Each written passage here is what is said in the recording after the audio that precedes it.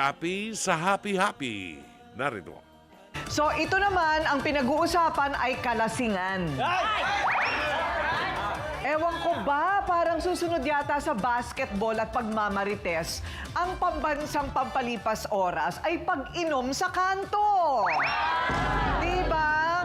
Kasi, diba ikaw na mismo nagsabi, kapag may alak, May bala! dahil ang reklamo sa atin ngayon ay tungkol sa isang siga na ginawang inuman at tambayan ang harapan ng bahay ng nagrereklamo.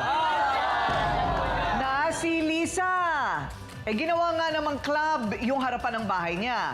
Ang siga, hindi lalaki ha, kundi yung matapang na babaeng si Tata. Ang balita ko, naghahamon pa ng suntukan tuwing laseng. Oo, ang banat niya, pikit pag-inggit. Sa happy-happy.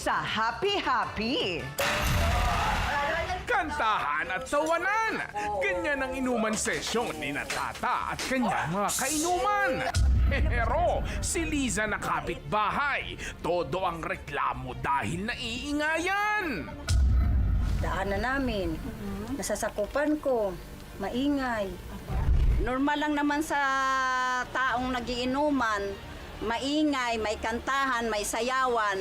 Itong Lisa, pag nakita niya nagiinuman, masyadong masensitive. Panay na ang paparinig. Mula sa inuman at parinigan hanggang nauwi sa suguran. Sabi ko, lumabas ka dyan. Kaya sa pagkwentuhan mo buhay ko, lumabas ka kung talaga matapang ka. Si Ate Tata kasi po, pag nalalasing po, nanunugod talaga po siya. Lalo na po, yung lasing na lasing po siya. Tapos, hindi po niya alam minsan yung hindi niya alam na yung ginagawa niya. Tuloy pa rin kaya ang tagayan at kasiyahan o pagbabawalan na sila ng tuluyan?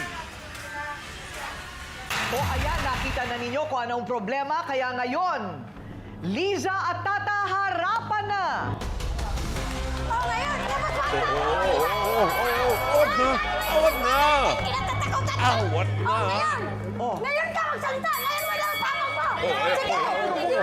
Huwag kang puro bunganga! Huwag kang puro bunganga! Hindi ako nagbubunganga! Pawalan mo yan! Pawalan mo! Pawalan mo yan! Pawalan mo! Ngayon, malakas ako! Huwag ka nasarap na kayo! Ngayon ka! Wala kang pakialam! Sige, Pawalan tama mo! ka! Huwag mong Ngayon, pigilan! ilabas ang tapang mo! Okay, teka, upo muna tayong lahat. Ayan, teka, eto. O, dito na, magsalita ka na. Lisa, ano ba yung sinasabi mo dyan? Kasi po, ma'am, tuwing nalalasing po siya, lagi na lang po niya ako sinusugod.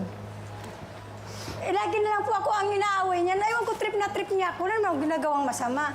Pinagpipilitan niya ako na ako ang dahilan kung ba't siya iniwan ng kalibin niya. Wala naman po akong masamang sinabi. Pinag-usapan ko lang po yung kalibin niya na pakiusapan niya ang Tata na paiwasin sa mga pag-inuman sa mga kalalakihan at sumasayaw pa po. Ang sagwa po tingnan eh. Anong problema mo doon? Bilang babae, gawain mo ng matinong babae makinuman sa mga kalalakihan. Bakit? May napalitan ka na ba may naging lalaki ako doon? Wala akong sinabing may naging lalaki ka. Ang sabi ko, hindi matinong gawain ang makikipag-inuman sa kalalakihan at nakikasayawan pa. Oo! Totoo! Pero wala kang ano, ha? Bakit nanggugulo ba ako pag nagiinom ako? Paglasing Ikaw lang, ka, oh. maoy ka Kasi kasi maoy! paglasing ka. Pwede ka naman dumaan doon ah! Pero pag mag-iwa ka ng salita, wala ka ng karapatang magsalita pa! Dapat kasi kita! Paglasing ka, Pag ako, hindi ka na pinapakalam ng buhay mo! Perfecto ka ba? So Lisa, ang sinasabi mo naman, lahat ng ito nagaganap sa harap ng bahay mo Opo, kasi. opo, ma'am. Ayun. Siguro doon natin ilagay kasi kung ano man ang gawin ni Tata, problema na niya yon. Kasi nga, dahil sa ang karapatan niya, karapatan niya, pero may karapatan din si Lisa sa kapayapaan at katahimikan sa harap ng bahay niya. Tama ba ako? Ito daw yung sayawan nila Tata sa inuman sa harap ng bahay nila Lisa. Ito naman ay pasintabi, Tata, alam naman ito ni Tata at alam ito ni Lisa. O sige nga, ipakita natin ngayon yan.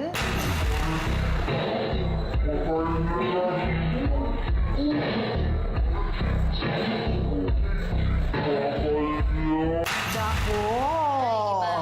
Diba, ate? Pero alam mo, teka muna.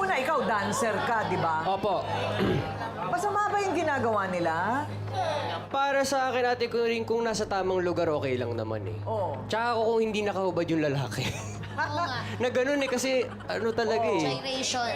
Eh, mainit. Ano ka? Ang init sa kanto-kanto. Ganun talaga ang mga lalaki. Walang nakapantalon lang, walang shirt.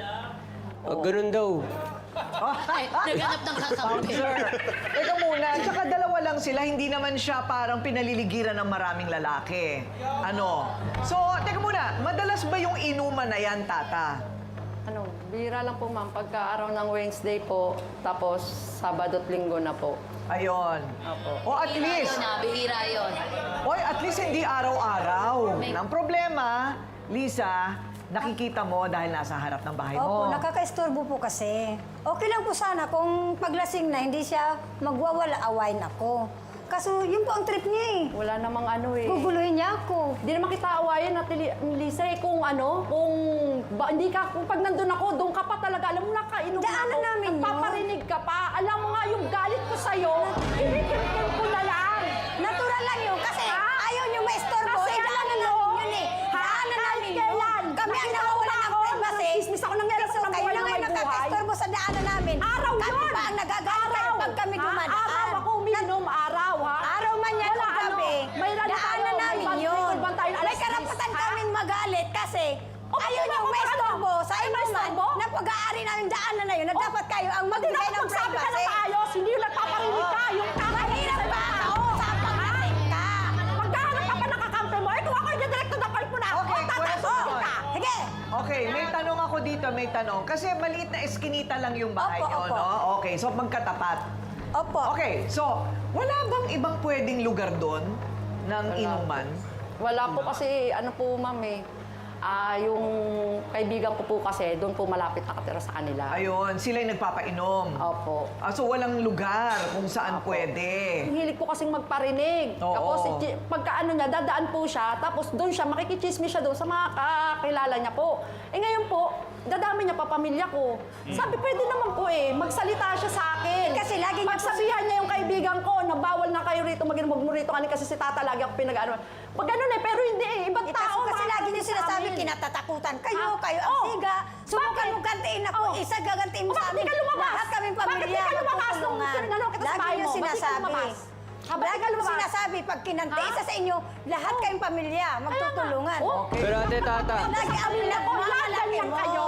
Ganyan lagi ang ano niya. Lagi ang sinasabi, kayo ang matapang. May tanong kami. Sa lugar na. pero ate Tata, nabanggit mo kanina na matindi nga mo yung galit mo dito kay Ate Lisa. Dahil ba yun sa dati mong karelasyon? Inano ko na nga po yun. Bali, binawala ko na sa sarili ko. Ano ba nangyari dun sa dati mong karelasyon? Kasi ganito po. Eto po, inano niya po ako na ganyan nga daw po, may mga kainuman ko daw po, lalaki. Eh, na ano po yun eh, stay in po yun sa trabaho. Kaya yun, pag uuwi yan, sasabihan niya, ganyan. Nagselos, gano'n. Opo, ganon. Eh, sabi ko nga, sige, okay lang. Sabi ko ganyan. Kung wala kang tiwala sa akin, di kayo ni Lisa ang magsama. Ganon ko. Ginanon ko po. Pero yung mga anak ninyo, nadadamay din po sa gulo ninyo ni Ate Ay, hindi Lisa. po nangingialam. Ang ano ko po, pag gulo ko, kasi ayaw kong ano eh, wala po akong inaan pamilya. Pero lagi nilang binamukang bibig. Matapang lang daw ako kasi andyan ang pamilya ko. Kahit kailan po, hindi ako nakipag-aaway na andyan ang pamilya ko. Dahil sa espiritu ng alak ay napag-initan at nasabunutan pa siya raw ni Tata. Ay, nagkasabunutan pa pala ito. Ang kakampi ni Lisa, Aisel, humarap ka na.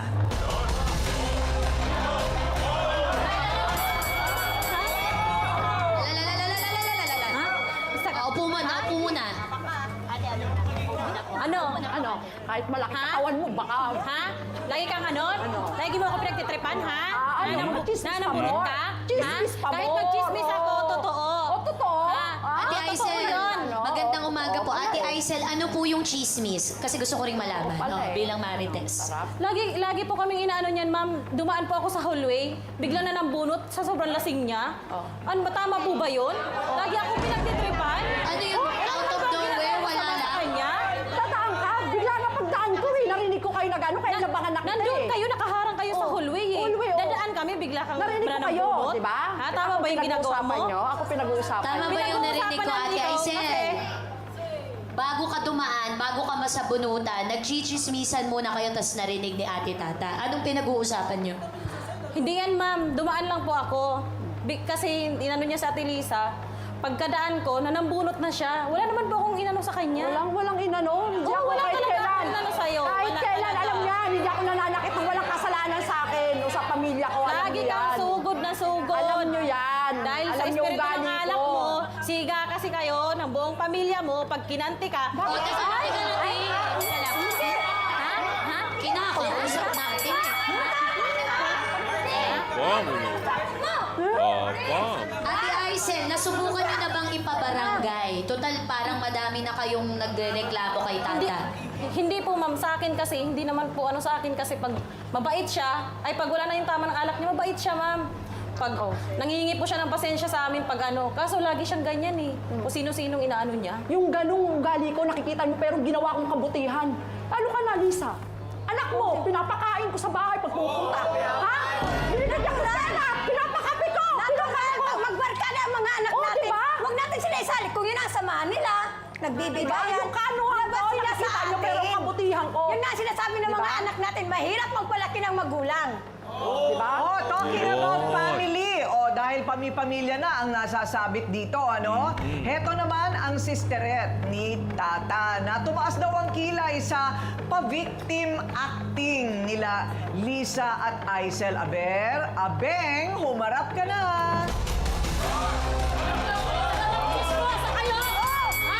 Oh, bakit? Totoo lang. Nagpagkatotoo lang kami. Alam niyo mga chismosa kayo, mapangusga kayo. Beng, wala Hindi ka kami doon, Beng. nangusga. Wala ka doon, Beng. Wala kayo. Alam mo, Kilala mali ang kayo ginagawa sa ng lugar kapatid natin. mo. Okay. Wala ako. Hindi yung... Inaawat din ate ko, pati ako dadamay niya. Ate Abeng, bakit napakainit po kay Ate Lisa? Kasi po, yung pagiging lesbian ko po, chinismis po niya. Kinalat niya sa buong barangay ninyo, sa buong lugar ninyo. Mahilig kasi mangialam na may buhay. Ano bang masama kung ganun tawa ko? Ha? Imbis kay pag... Ano yung pagiging chismosa niyo? Kinampihan niya pa na ano. Hindi ko siya kinakampihan. Kaya inaawat ko yung ate ko para hindi na magkagulo. Anong ginawa niyo? Dinamay niyo ako. Hindi lang ako, pamilya namin. Di ba? Yun na lang ang sinasabi niyo. Never kayo. Hindi nakasali ang pamilya ko sa inyo. Sa gulo ng ate ko. Ako bilang... No, wait lang. Hinga ka muna. Namumula ka na. O yan, Kasi okay. po, Breathe in. Hindi Breathe lang out. ate ko yung nasasaktan. Ako din po. Kasi po, yung pagkatao ko, pinakialaman na nila. Okay. Nagiging lesbian ko. Wala kang pakialam ang musga ng tao. Bakit naman naging issue yung pagiging lesbian ni Ate Abing? Sarili mo. Kapatid ko lang ang kaaway niyo. Hindi ako. Ikaw na tayo magkaintindihan. Sandali lang. Okay, si Abeng ay LGBT. Okay, lesbian. May issue ka ba doon, Lisa? Wala po. O ano yung sinasabi niya na Kasi pati po, pagkatao ang niya? gusto ko lang po mangyari, alam niyang mali ang ginagawa ng ate niya, dapat sabihan niya, hindi yung tutulungan niya pa, alam niya nang mali, makikisaw-saw pa Opo, siya. yun. Alam niya pong mali. Sinubukan niyo na bang dalhin sa barangay ang issue yan? Barangay issue yan eh. Hindi na po, kasi po, nananakot po, nagbabanta. Nagbabanta ng ano? Na pag dumaan daw po kami dun sa sasaktan. Oo. Okay po, ang nangyayari po, pag alam namin nagiinom, kami na natatakot Opo, lumabas. umiiwas na lang po kami, Umiiwas na ma'am. lang kami dahil nga... Pero wala siya siyang niya. paparinig Kayo. Ano may papayo mo dito? Totoo ba? Kapag lasing, mas totoo ang sinasabi. Hindi naman siguro lahat ng Uy, sabi, pagkakataon. di ba si Yesu Cristo turned water into wine? Oo. Actually, Ate Coring, ang wine, ang alak, ay regalo ng Diyos sa atin for enjoyment and celebration. Ngayon, hindi naman ginusto ng Diyos na laklakin natin yung alak hanggang mawala na tayo sa ulirat, ano? Katunayan, in the Bible, napabanggit dito si Noah, si Lot, si Jesus na umiinom ng alak. At kahit ngayon sa simbahang Katoliko, meron ding alak sa misa, sa sakramento ng Eucharistia. So talagang alay ng Diyos yan sa atin. Inaabuso lang natin. Siguro sa sang-ayon ako kay Liza na yung kanyang karapatan ay nasisira na kapag itong si Tata ay nalalasing. Kasi nakita natin sa video, kapag nalasing, nagtutwerk siya, di ba? Sa harap ng kasama ng isang lalaki. So, nawawala ang control niya doon sa kanyang sarili pag nalalasing. Yun ang masama, naaapektuhan na ang community. No? Kung ngayon nakikita namin na hindi ka lasing, sober ka, pero nakita namin ang violence sa kilos mo, paano kung lasing ka pa? Mas malakas ang loob mo, di ba? So siguro ito yung dapat nating pag-isipan. Kailangang disiplinahin din natin ang sarili natin. Ilagay natin ang paglalasing sa tamang aspeto. Kailan tayo iinom at hanggang saan lang. Ayan, thank you very much.